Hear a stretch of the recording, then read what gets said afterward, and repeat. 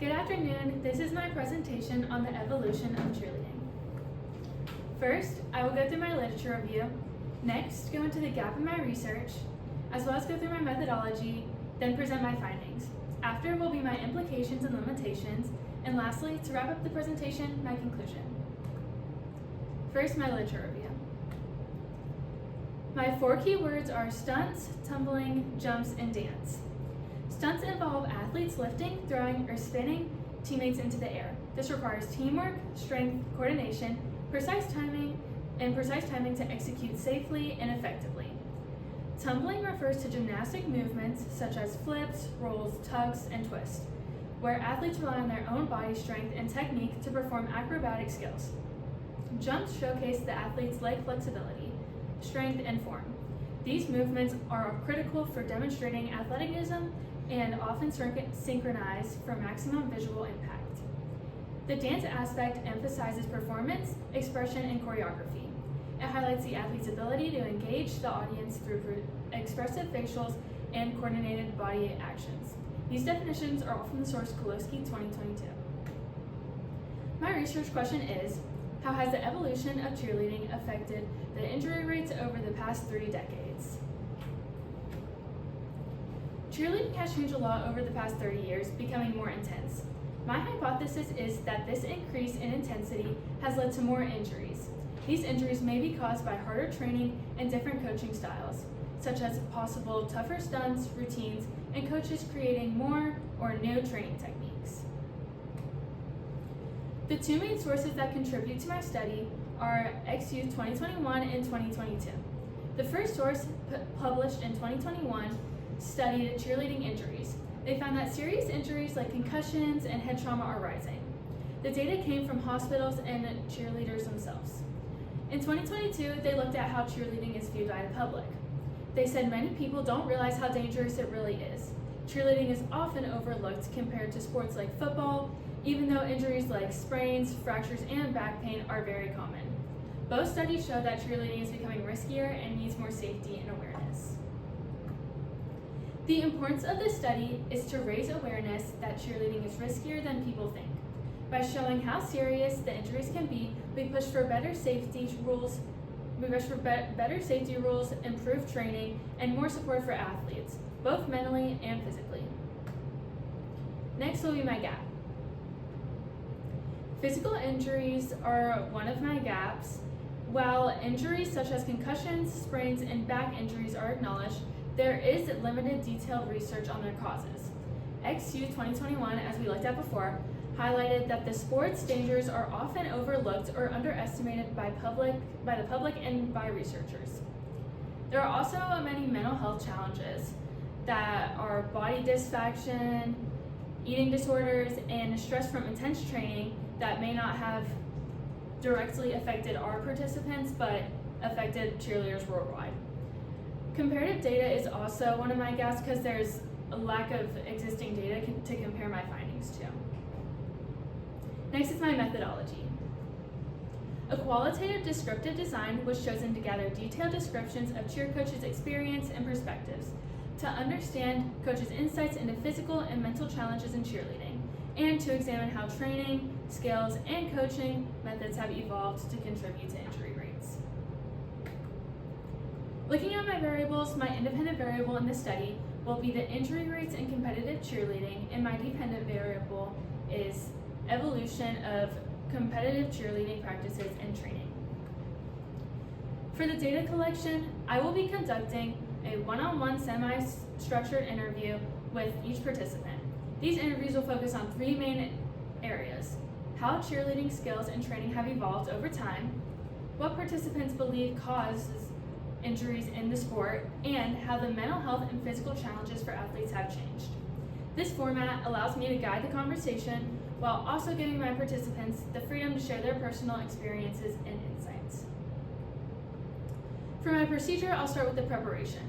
I conducted a semi-structured interview guide focused on skill changes, injury trends, and athlete pressures. Then I had to recruit my participants, which were former cheerleaders who now coach for schools. Next was my interviews. I conducted and recorded one-on-one interviews along with took notes as they gave me their information. And my analysis, I identified key themes around injuries and the evolution of cheerleading. Then I checked with my participants to review my findings and make sure it was accurate. And then I reported their insights to help my research question in the final paper. For my participants, I aim for 3 to conduct an interview to see their insights and perspectives.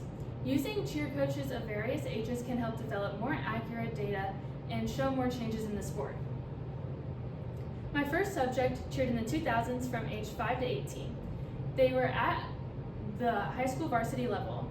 My subject 2 cheered in the 1900s to the 2000s from the age 4 to 17 at the high school competitive level. My subject 3 cheered from the 2005 to 2011 from ages 5 to 17 at the high school competitive level. All 3 of these participants cheered at different times, giving my findings more range and time to show the evolution. Next, my findings.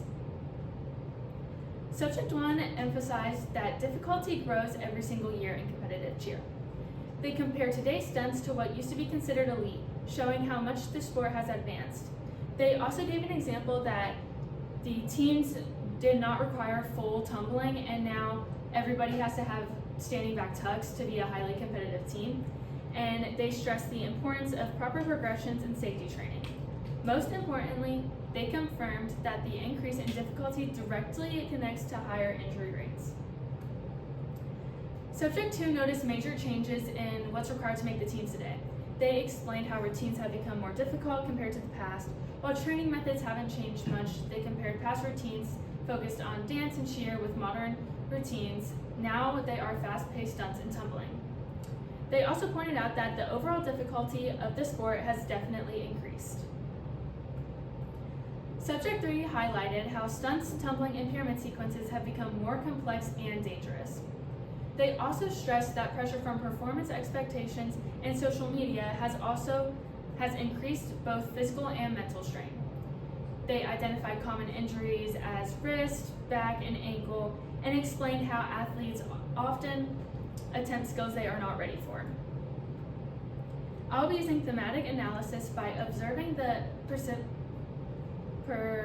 my subjects' responses to create a pattern and themes to understand key factors affecting injury rates in the evolution of cheerleading. Patterns such as difficulty increasing, injury rates rising, and mental health pressures intensifying may reoccur.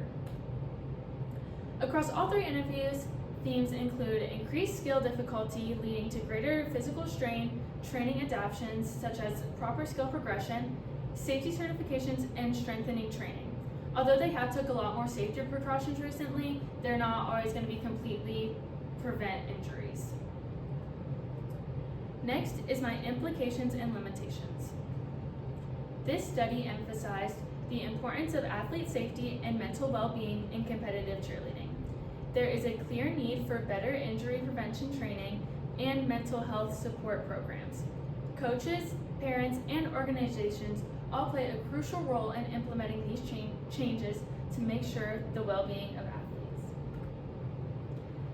For my limitations, this study has a few of those, including a small sample size, which may limit my findings and may not have a direct connection to my participants. Additionally, the lack of direct athlete perspectives could affect the depth of understanding on some issues. The data is also short-term, which means it doesn't capture long-term injury patterns or mental health impacts fully. Finally, the mental health discussion is based on coach observations rather than the athlete experiences, which may not provide the full picture. Lastly, my conclusion. In conclusion, my findings support the thesis that cheerleading has significantly evolved over the past 3 decades. Injury rates have increased as skills have become more difficult, aligning with the insights from both coach interviews and existing research. This highlights the growing need for enhanced safety measures and better mental health support for athletes. Thank you. And then my sources. How did the choices you made when designing or implementing your research method impact the research process?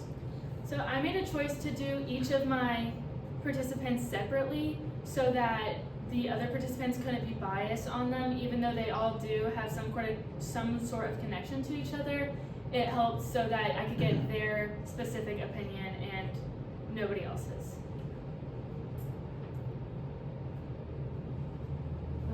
How does your new understanding address a gap in the scholarly conversation?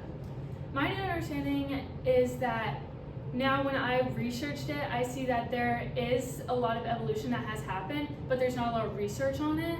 So it's hard to see like the comparisons from my research and theirs just because there's not a ton done on this subject before. What was the most important research skill you developed as a result of this process, and how might you apply it to your future endeavors? The most important research I did for this was when we had to look. I started off not doing this. I was going to look at like abuse in sports and stuff like that, but then I was like, this seems more like I found more information on this in this specific area, and I feel like that really helped me look at how like what needs to change in cheerleading.